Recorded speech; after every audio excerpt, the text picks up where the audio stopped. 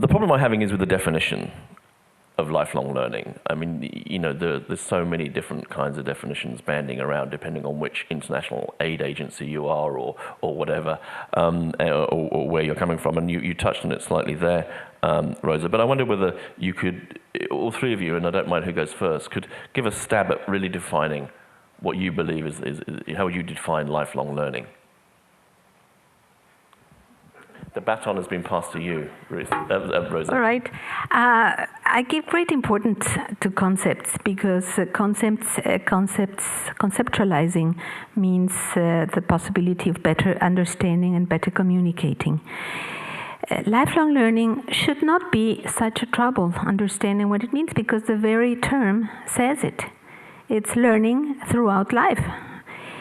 However, and this is very funny, our ideologies about education are so strong and so heavily school-centered that even when you mention the word lifelong learning, people think of schools, and people think of schooling, or people think of adult education today.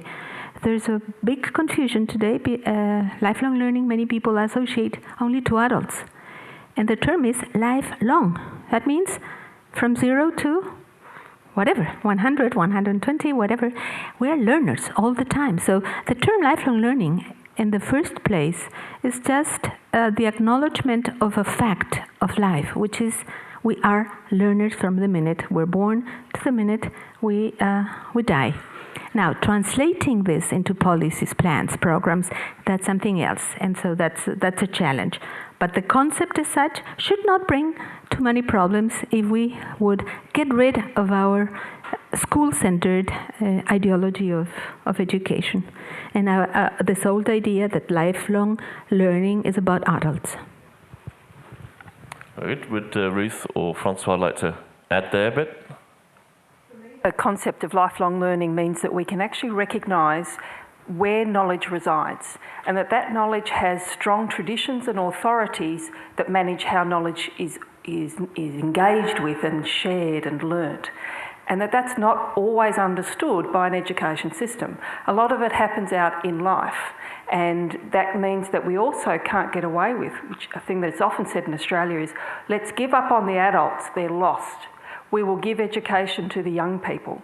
Where real learning, lifelong learning, is about having the whole of a community, the whole of a family, all those generations learning together and learning from each other. So the best learning is happening when we have a relationship between young people and older people working together. I think that the other thing about lifelong learning is it means that we must understand why people learn and how people learn. It's not just about what people learn. And if we start to think about the why and the how, we need to recognise how learning is negotiated for that person across their whole life, and that what is understood as important by an education system, or what's the return on investment for a government who's investing in education, may not be the most important thing for that person. What's the most important thing for that person is understanding their culture and their tradition. It's being able to engage with their workplace and people know, I really know this stuff, I know how it works and I can do it well. So those decisions about what's important in learning are in life. They're in all of those places, and that actually can drive behaviour and why we engage in learning. And that's something I think that's not recognised in education systems, and it's very useful to broaden the term with lifelong learning. So we're getting a real distinction here from both of you about the separation from education, sort of the formal learning perhaps, and actually this other thing which is going on outside. Francois? So I would like to talk about the connection between the two, actually. Okay, because you could have added. We've been, since humanity existed, learning throughout our lives. Okay, so what's new today? Okay, what's new? You highlighted some of the debates, but quite clearly we are living in a very interesting moment of history where information is not limited anymore. Okay, so it used to be that the access to information was limited, and so you could learn only by yourself, experimenting with nature somewhere, that's what our ancestors did. And then we organized a mean of transferring knowledge from one generation to another, and we ultimately called it education. But what's important is how do we learn something within the education system that will allow us to be better learners throughout our lives. You have to learn how to learn, and you have to learn how to unlearn, okay? And you have to learn how to survive in an ocean of information. There used to be, only a few drops of information, and we're thirsty for them, okay? But today we are flooded with information, and we have to do something very different. We have suddenly to be able to know what to drink, what information to seek, and what to make out of the information that we can find. Okay? We have to be critical about the information that is being pushed to us by all sorts of media, including the internet, but also television and radio and books and so on. Okay? We have to have a critical thinking ability and a synthetic ability that will allow us to be proficient lifelong learner. Okay? Because what you have to know is that, for instance, if I take science, the numbers of scientific papers is multiplied by 100 every 100 years, meaning 1 millionfold in 300 years. Okay? Meaning, this is exponential growth of knowledge. Meaning that lots of what we have learned is already obsolete, and a lot of what we will learn tomorrow will be obsolete the day after tomorrow. Okay? So we have to be able to perpetually reinvent the knowledge that is in our brain by adapting it to the flux that we are getting. Okay, that's what lifelong learning is about. And how do you make sure that at a given moment you have the best possible information at your disposal? It's interesting. I'm seeing a common theme emerging, and I'm sorry to push this point further, but it has been troubling me. I mean, it seems that various international institutions, such as the World Bank, UNESCO, OECD, and the European Commission, as examples, they all have their own take on lifelong learning. And they're not all the same. Where the World Bank, for example, insists in its manifesto that lifelong learning is essential for individuals to keep pace with the constantly changing global job market and technology. UNESCO, on the other hand, seems to have a more humanistic vision for lifelong learning beyond the sort of stark economic imperatives presented by the World Bank and OECD, whereas the European Commission seems to have adopted a direction driven by change in society and by transition to a knowledge-based economy and demographic pressures resulting from an aging population. I mean, what's going on, do you think, with the international agencies like the ones I've mentioned here? Why is there this confusion amongst them? Is it about economic determination? Is it about an aging population? Where do you sit on the World Bank, OECD, UNESCO, European Commission? Who would like to have a go at that? Well, you're right about what you said before. There are differences between international agencies, but there are also commonalities. Most of them, in fact, think of lifelong learning as an economic development strategy. And the lifelong learning paradigm that has come to us in the South is that kind of approach. It's an economic development kind of approach to lifelong learning. UNESCO, regardless of what discourse or rhetoric might say, is very much still focused on lifelong learning as equivalent to adults. And the World Bank is doing both, also focused on adults. It's very hard to see lifelong learning applied to early childhood.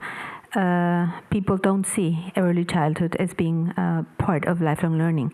And the early childhood communities, in part responsible for this, they're not seeing themselves as part of this lifelong learning paradigm. But beyond definitions, which you may find, I always want to look at what is being done, because from there you can picture what is the real definition. And let me just mention the recent evaluation of the lifelong learning program that was devised by the European Commission. They had set in the year 2000 5 goals to be met by the year 2010. And I encourage you to read that evaluation. It's not a big document. It's very simplistic, in fact. And what are those 5 goals? They're all related to formal education.